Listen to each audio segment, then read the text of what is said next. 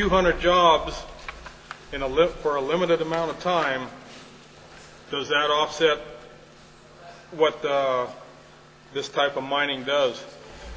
It's an open pit as opposed to a shaft, and you have a lot of dust. You can see it. You can see it every time they blast. No kidding.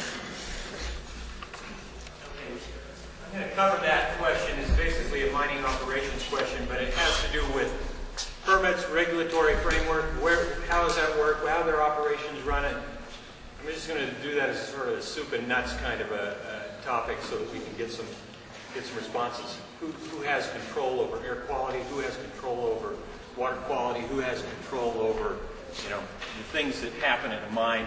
What BLM involvement we have, and so we can cover that a little bit too. And then we're going to let him talk a little bit about the life of the mine and what's there. Okay. I know how the BLM deals with me when I want to shovel just something through a dry washer. Yeah. So we can cover that.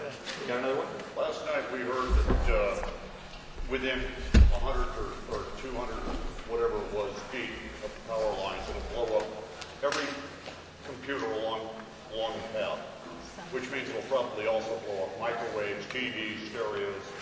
Okay. How many of these items are they willing to replace per day for all of the people? Well, the first thing is we've got to get you some good information. Can you respond to that one too? Okay.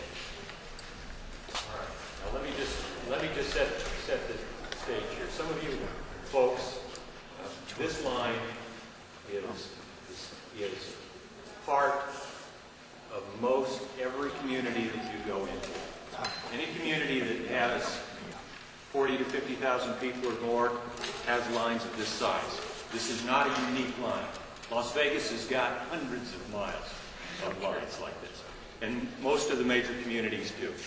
So first of all, this isn't something that's extraordinary. There's lots of examples of people living near these lines, living under these lines, living by these lines for their whole life. So just know that this isn't something that is a unique circumstance that affecting Golden Valley. It's a new line for Golden Valley. It's a new voltage for Golden Valley. We understand the impacts. We understand that you're concerned about it. Okay. So I would just want to set the tone with that first of all, and that's legitimate. Okay, so we want to talk about that. Let me come back to this in just a minute because we're going to start answering the questions.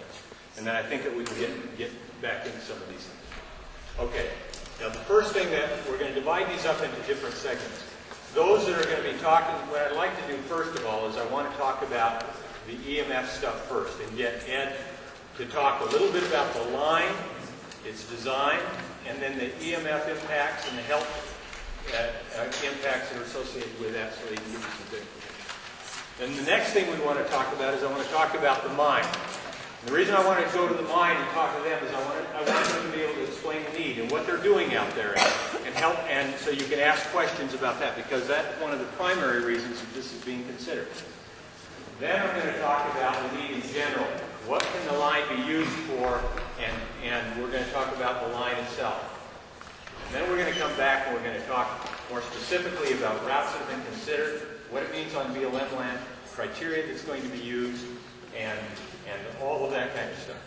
Then we're going to tie it up with how the right-of-way impacts. For those of you that are concerned about eminent domain and those kinds of things, want to capture all of those. And hopefully within the framework of all of that discussion, we're going to be able to get through everything. Does that sound all right? Yes. Okay. Oh wait, can I just chime in before we get started with that?